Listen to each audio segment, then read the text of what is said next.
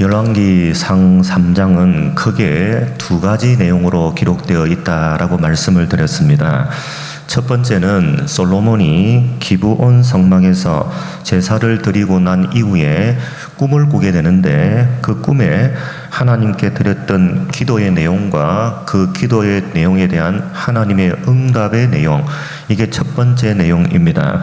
솔로몬은 이 기도에 대한 응답으로 하나님의 말씀을 듣는 지혜, 다시 말하면 하나님의 말씀을 듣는 마음을 받았다라고 기록이 되어 있죠. 근데 솔로몬은 그 지혜를 하나님의 말씀을 잘 듣는 것으로 사용하지 않고 하나님께서 하지 말라라는 것을 하고 하라라는 것은 하지 않는 것으로 사용했다. 제가 지난번에 이렇게 말씀을 드렸습니다. 오늘 우리가 읽은 이 본문은 열왕기상 3장의 두 번째 기록된 내용인데, 여러분이 너무너무 잘 아시는 솔로몬의 재판에 관한 내용입니다. 여러분, 우리 성경을 읽으면서 익숙한 본문이 나오죠. 익숙한 본문이 나온다는 것은 우리가 잘 안다라는 것도 될 수 있지만, 너무 잘 알기 때문에 그 선입견에 의해서 우리가 진짜 성경이 말하고자 하는 내용을 이해하는데 장애가 될 수도 있다라는 것을 우리가 전제해야 됩니다.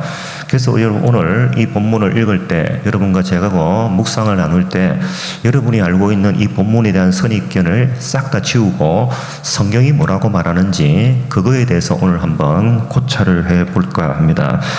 자, 16절을 한번 보겠습니다. 3장 16절. 그때에 창기 두 여자가 왕에게 와서 그 앞에 서며, 창녀라는 직업을 가진 두 여인이 무슨 사연인지는 모르겠지만 한 집에 살고 있었습니다. 아마도 직업을 가진 창녀로서 같은 한 집에서, 한 창녀집에서 동일한 직업군에 속하는 여성들이 함께 거주하는 공간이 아닌가라는 생각이 듭니다. 근데 우연히도 한 여인이 출산을 하고 3일 후에 또 다른 여인도 출산을 했습니다.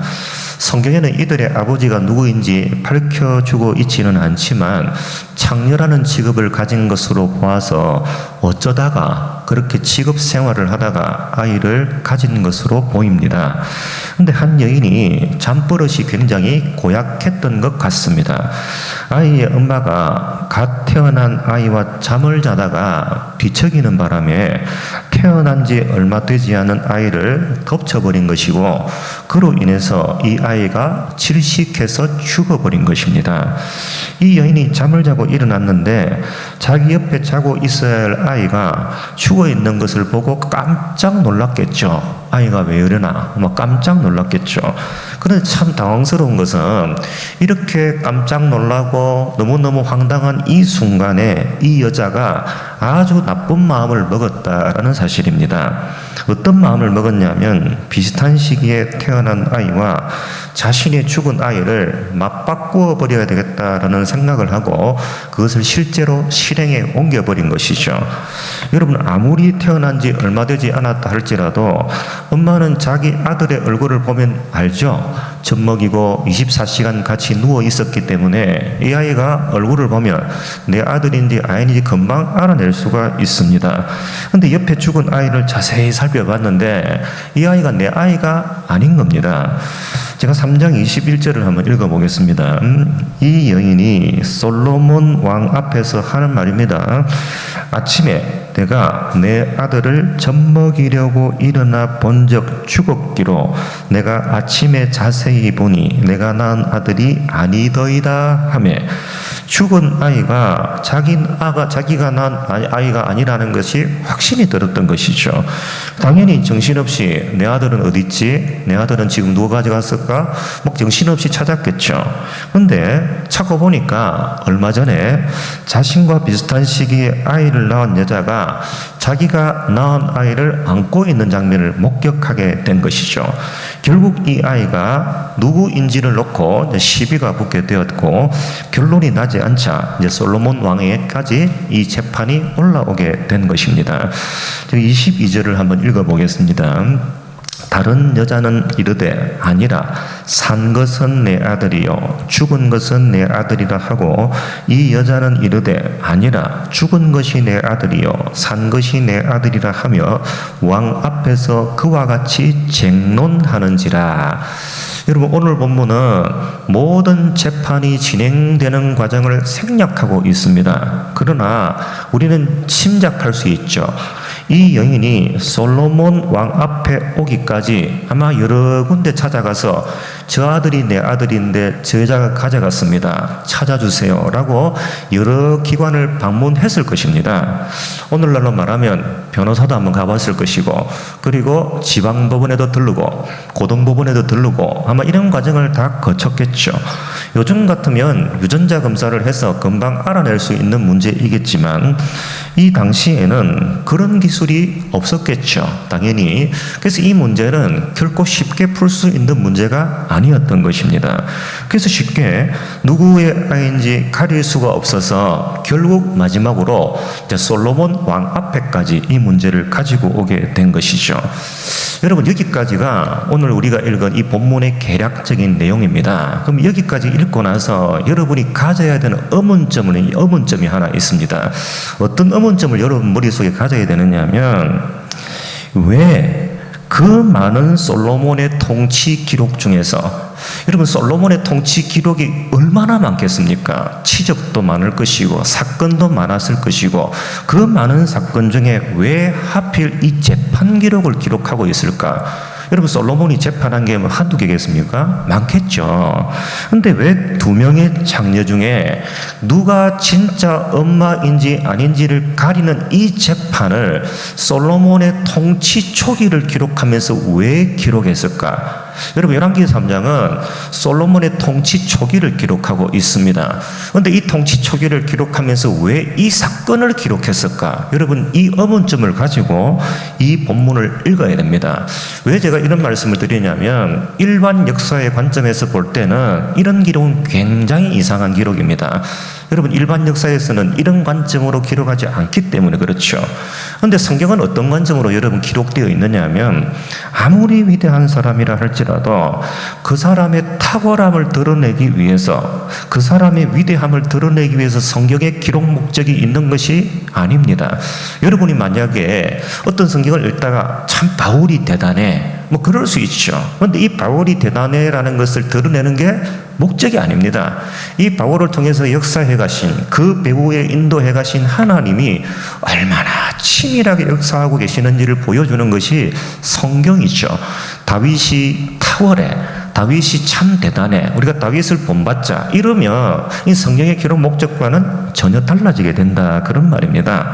그러니까 성경의 기록 목적은 하나님이 도대체 누구냐, 도대체 어떤 분이시길래 이렇게 역사를 주관해 가시느냐, 어떤 분이시길래 이 한 사람을 추적해 들어오시냐, 어떤 분이시길래 아브라함을 바꿔내고 다윗을 바꿔내고 어떻게 이렇게 우리를 사랑하시게 이렇게 추적해 들어오시는가라는 것을 기록한 것이 성경의 기록 목적이다라는 사실을 절대로 머릿속에 지우시면 안 됩니다.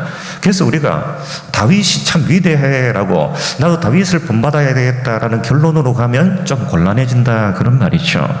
그러면 이 재판을 기록한 목적과 이유도 솔로몬이 참 탁월하다라는 것을 나타내기 위해서 이 본문을 기록하지는 않았을 것이라는 거예요. 솔로몬이 지혜가 참 대단해 라는 것을 보여주기 위해서 이 본문이 기록되었다? 전혀 그렇지 않다라는 사실이죠.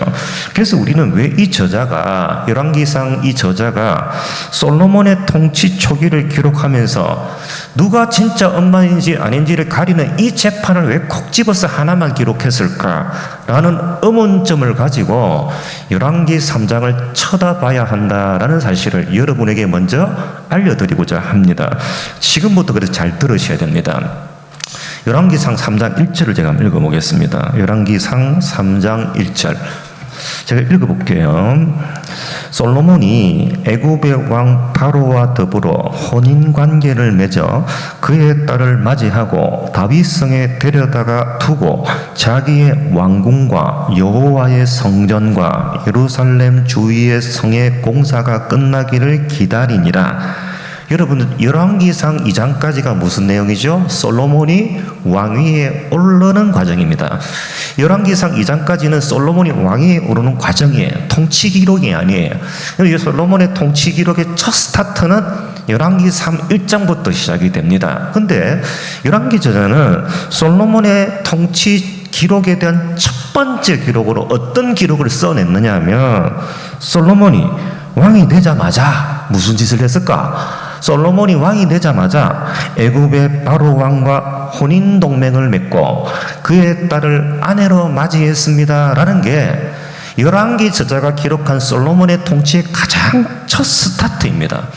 여러분 솔로몬이 집권하기 전에 이스라엘의 상태는 어떤 상태였느냐? 그렇게 부강한 나라가 아니었어요. 물론 다윗 때 조금 부강해지긴 졌지만 그렇게 다윗 통치 초기나 중기까지는 나라가 그렇게 튼튼하게 자리 잡지를 못했습니다.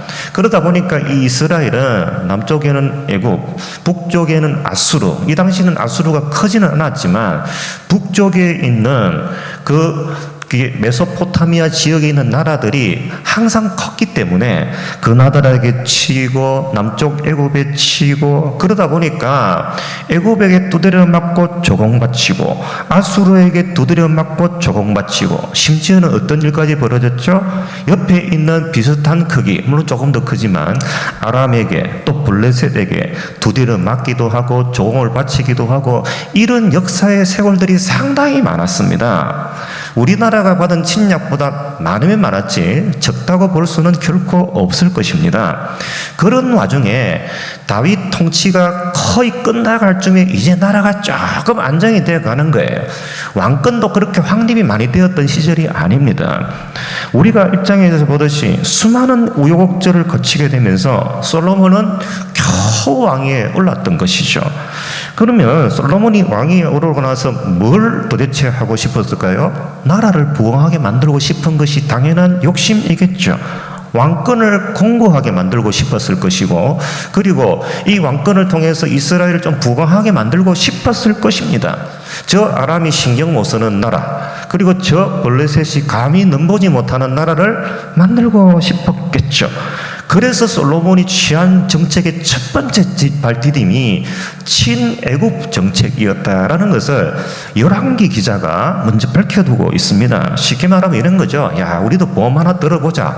우리도 우리 자강으로는 좀 힘드니까 옆에 좀 큰 제국하고 동맹을 맺어가지고 우리도 좀 넘보지 못하는 나라로 만들고 그리고 중개무역을 통해서 돈을 벌어야 되는데 애국과 친하지 않으면 중개무역이 어려워지게 되겠죠. 그런 것을 감안했던 것이죠. 그런데 제가 지난 시간에 말씀드렸듯이 이 당시에는 동맹을 맺는 것은 결혼 동맹을 통해서 맺는 것이고 그 결혼 동맹을 맺을 때는 여자만 오는 것이 아니라 여자가 섬기고 있는 신들까지 같이 들고 온다. 그렇게 제가 말씀을 드렸습니다. 그런데 솔로몬이 이렇게 여자가 결혼 동맹을 맺으면서 우상을 가져올 때 이 우상이 얼마나 큰 파장을 가져올지 알았을까요? 몰랐을까요?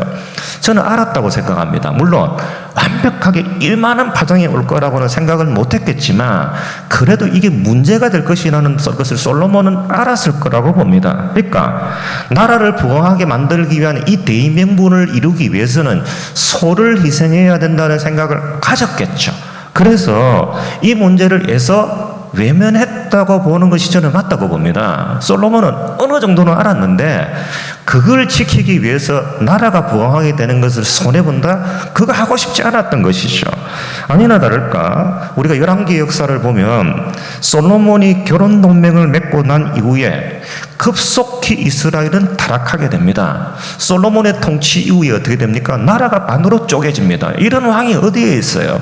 그 좋은 나라를 물려받아서 그렇게 부강한 나라를 다윗이 물려줬는데 자기 통치 당대는 무너지지 않았지만 쪼개지진 않았지만 아들대에 넘어가면서 북이스라엘로 남유다로 쪼개지기 시작하고 북이스라엘은 250년간 지속이 되고 남유다는 400년간 지속이 되었지만 지속이 되는 게 아니에요. 그 지속되는 가운데 얼마나 많이 두드려 맞는지 몰라요. 애굽에게 두드려 맞고 아수르에게 두드려 맞고 블레셋에게 두드려 맞고 한참 두드려 맞다가 결국 처참하게 바벨론으로 포로로 끌려가죠. 나라가 완전히 폐허가 되어버린 것이죠. 나라가 망했어요. 완전히 지금 나라가 없어져 버렸습니다. 여러분, 제가 지난번에도 말씀드렸듯이 고대 전쟁의 개념은 군사력의 개념이기도 하지만 그 나라가 믿는 신들의 전쟁이라고 제가 말씀을 드렸습니다. 이게 당시 사람들의 세계관이었어요. 그러면 바벨론에 의해서 완전히 폐허가 되고 멸망한 조국과 나라를 잃어버리고 먼 타국 땅으로 포로로 끌려온 자신의 처지를 보고 있는 그들은 어떤 심정이었겠느냐라는 겁니다. 여러분, 열왕기는 이들에게 보내진 편지이거든요. 여러분, 이 사람들이 어떤 심정을 가지고 있었을까요? 처음에 여러분 나라가 쫄딱 망하고 자기 친척들이 죽는 것 보고 부모 죽는 것 보고 자식 죽는 것 보고 멀리 1500km가 넘는 그 땅까지 포로로 끌려갔어요. 아무것도 없어요. 거기에서 얼마나 많은 고초를 겪겠습니까? 그들이 우리 죄 때문에 망했구나 그런 생각 할까요? 그런 생각 안 하죠. 그런 생각 안 했다는 흔적이 어디 있느냐면 예레미야서 안에 너무 많이 있습니다. 예레미야서 보면 전부 그런 내용이에요. 하나님이 살아계시기는 살아계시나 하나님은 전능하신 분 맞나? 전능하신 분인데 왜 바벨론의 말죽신하고 싸워서 왜 패배를 해야 되지? 왜 우리가 이토록 고생을 해야 되지? 우리 열심히 예배를 드렸고 열심히 성전 지었고 열심히 봉사를 했고 그리고 그 하나님께 바벨론을 막아달라고 기도도 했습니다. 그런데 못 막은 거예요. 포로로 끌려가는 것도 못 막고 처자식과 백성들이 고통하고 죽어가는 현장도 막지를 못했습니다. 그래서 뭐가 찾아올까요? 신앙의 혼란이 찾아온 거예요. 내가 이 하나님을 계속 붙들어야 되나? 하나님의 약속을 내가 믿고 가야 되나? 이거 어떻게 해야 되지? 말죽신을 믿는 바벨론은 엄청 강해요. 이스라엘, 하나님 믿는 이스라엘은 지금 패배해가지고 포로로 끌려왔어요. 여러분, 그런 백성들에게 하나님께서 선지자를 세워서 전한 말씀이 우리가 읽고 있는 열왕기 상하다라는 것을 잊지 말아야 됩니다. 열왕기 상하의 독자들은 포로로 끌려가서 하나님이 계시냐 원망하고 불평하면서 처절한 아픔을 겪고 있었던 사람들이다, 그런 이야기입니다. 그들에게 전해진 게 이 열왕기 상하고 그 어간에 솔로몬 통치 초기에 하나님께서 솔로몬의 재판이라는 재판을 그려 놓으신 겁니다. 그래서 이 포로로 끌려간 백성들에게 왜 이 재판 이야기를 끄집어내었는가라는 것을 생각해야 된다, 제가 그렇게 말씀을 드렸죠. 여러분, 솔로몬이 두 장녀들의 이야기를 다 들었습니다. 다 들었어요. 다 듣고 나서 취한 조치가 뭡니까? 신하에게 칼을 가지고 오라라고 이야기를 합니다. 제가 25절을 한번 읽어볼게요. 왕이 이르되 산 아이를 둘로 나누어 반은 이 여자에게 주고 반은 저 여자에게 주라. 자, 이 명령을 들었어요, 두 여자가. 근데 이 명령을 들은 이 두 여자의 반응은 극과 극으로 갈렸습니다. 한 여인은 어떻게 반응하냐? 26절 하반절을 제가 읽어보겠습니다. 다른 여자는 말하기를 내 것도 되게 말고 내 것도 되게 말고 나누게 하라 하는지라. 여러분, 이 당시에 소유권 분쟁이 일어났습니다. 소유권 분쟁이 일어났을 때 증명 가능하면 그 사람에게 주면 됩니다. 이게 네 거네? 너가 가져야지. 왜 이거 너가 가진다고 그래? 그리고 판결을 내리고 이 사람이 자기 것이 아닌 사람은 벌 주고 또 자기 것인 사람 돌려주면 그만입니다. 근데 문제는 이게 누구 건지 밝히기 어려울 때는 어떻게 판결을 했느냐? 대부분 99%는 기록에 의하면 둘을 반으로 쪼개어서 나누어 주는 방법을 사용했습니다. 왜? 이게 가장 공평한 방법이겠죠. 이 사람 것인지 저 사람 것인지를 잘 몰라요. 밝히면 좋겠지만 끝끝내 밝힐 수가 없는 경우에는 반으로 쪼개어 나누어 주는 것이 가장 합리적인 방법입니다. 가장 공평한 방법이죠. 그런데 다른 사람은 공평하게 나눌 수 있습니다. 다른 사람은 다 공평하게 나눌 수 있지만 딱 한 사람, 아이의 생모는 아이를 공평하게 나눌 수 있습니까? 아이의 생모 입장에서 볼 때 이 아이를 공평하게 나눌 수 있습니까? 없습니다. 아이의 엄마의 입장에서 볼 때는 이 상황에서 절대로 합리적일 수가 없어요. 절대로 이성적일 수가 없습니다. 이거는 소유권이 이인지 여기인지 모르니까 나누는 게 합리적이야. 그렇게 아이의 생모는 받아들일 수 있을까요? 받아들일 수가 없는 것이죠. 그래서 이 아이의 생모가 뭐라 하느냐면 26절을 제가 읽어볼게요. 그 산 아들의 어머니가 되는 여자가 그 아들을 위하여 마음이 불붙는 것 같아서. 여러분, 오늘 본문을 가만히 읽어보면 이 사람이 아이의 생모입니다, 저 사람이 아이의 생모가 아닙니다 라고 명시적으로 밝혀주는 대목이 단 한 군데도 등장하지 않습니다. 그럼 본문은 이 아이의 생모인지 아닌지를 어떻게 우회적으로 설명하냐면, 진짜 어머니의 마음 속에는 아들에 대한 모정이 불타오르고 있습니다 라는 방식으로 설명을 해요. 그런데 여기 불붙는 것 같아서 라는 말이 히브리어로 라함이라는 단어입니다. 이 라함이라는 뜻이 뭐냐면 어머니의 자궁이라는 뜻입니다. 어머니가 아이를 막 기를 때 느끼는 그 감정을 불붙는 것 같아서라고 표현한 거예요. 그러니까 진짜 어머니의 마음속에는 뭐가 있다는 거예요. 아들을 향한 주체할 수 없는 모성애가 불타오르더라는 거예요. 불타오르더라는 거예요. 그래서 어머니가 이렇게 말합니다. 왕께 아뢰어 청하건대 내 주여 내 산 아이를 그에게 주시고 아무쪼록 죽이지 마옵소서 하되. 여러분, 진짜 엄마는 어떤 마음을 가지고 이런 행동을 취할까요? 어떤 마음이었을까요? 여러분, 잘 들으셔야 됩니다.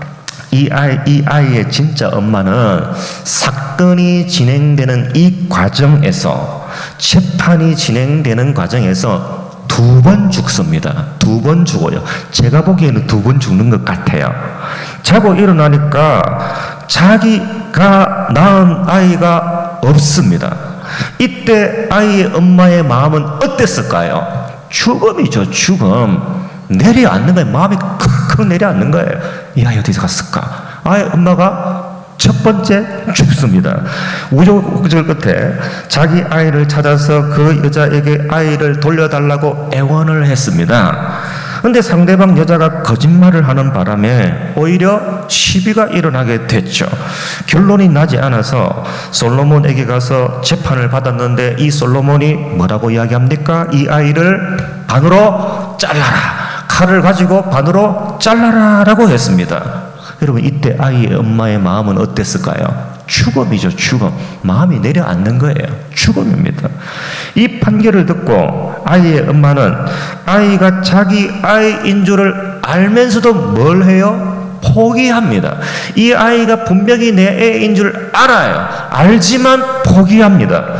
왜 포기할까요? 아이 엄마가 왜 포기하죠? 자기가 포기해야 아이가 살기 때문에, 자기가 포기해야 아이의 목숨을 살릴 수 있기 때문에, 엄마가 죽어야, 엄마가 포기해야 아이의 목숨이 보존될 수 있기 때문에 포기한 겁니다.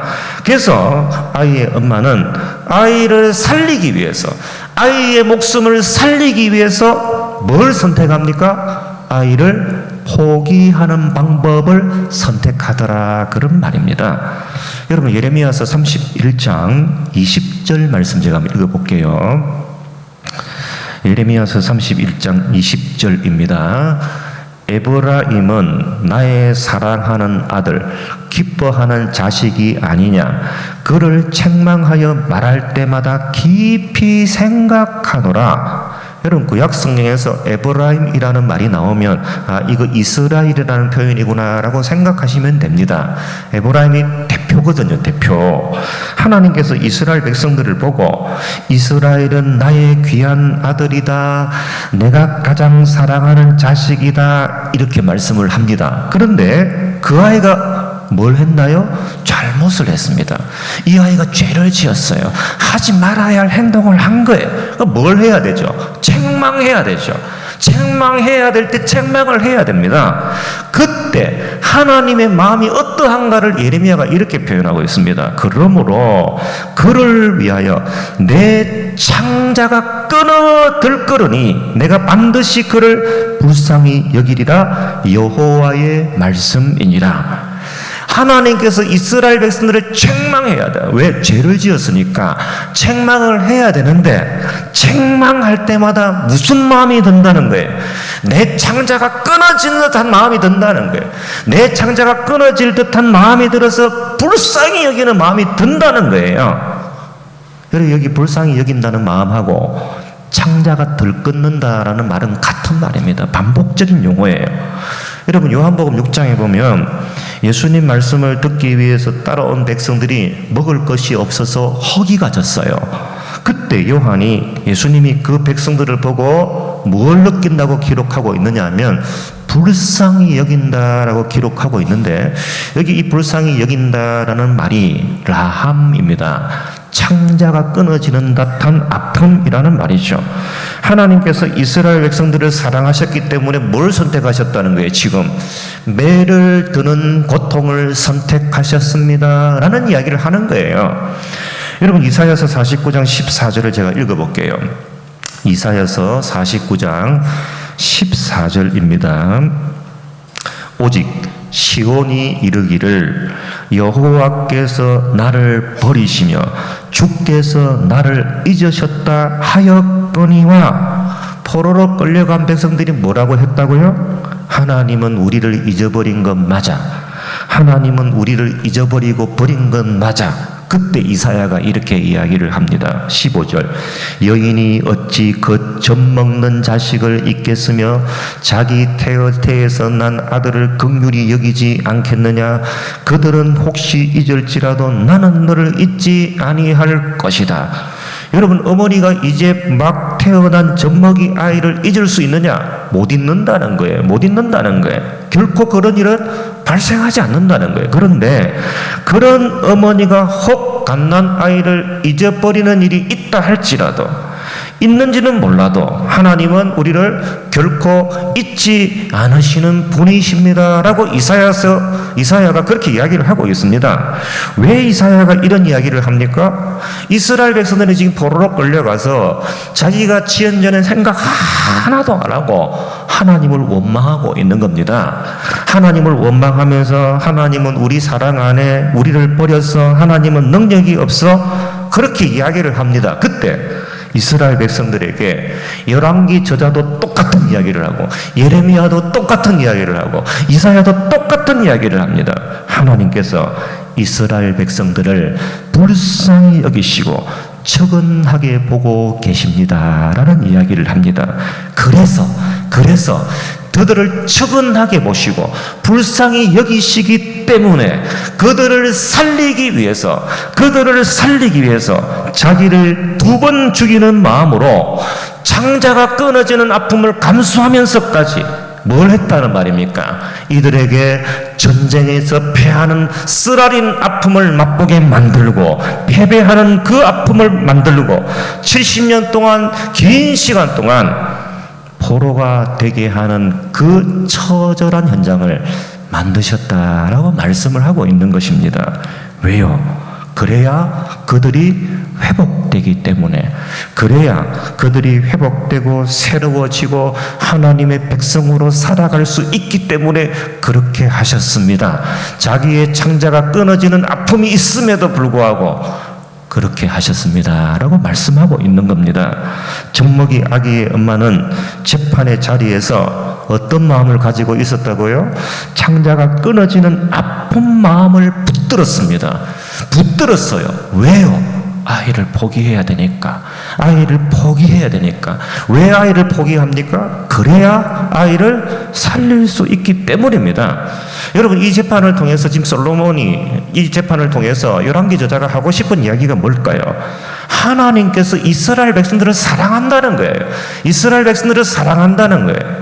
하나님께서 너희들을 너무너무 사랑하셔서 그래서 생모가 아이를 살리기 위해서 고통을 선택하고 죽음을 선택하고 결국 아이를 포기한 것처럼 이스라엘 백성들을 살리기 위해서 하나님이 자신을 포기하고 죽음을 선택하고 결국 이스라엘을 포기하면서 결국 하나님이 해내시는 일이 뭐라는 말이에요? 이스라엘 백성들을 살리시는 일을 하고 계신다라는 이야기를 하고 싶은 겁니다. 그렇게 해야 이스라엘이 살고 저와 여러분이 살 수 있기 때문이다라고 이야기하죠. 여러분, 바울이 십자가에 돌아가신 예수님을 만난 후에 이렇게 이야기합니다. 나는 십자가 외에 아무것도 자랑하지 않겠다. 그래서 바울은 십자가만 생각해요. 십자가만 생각하고 십자가만 말하고 십자가만 자랑합니다. 왜요?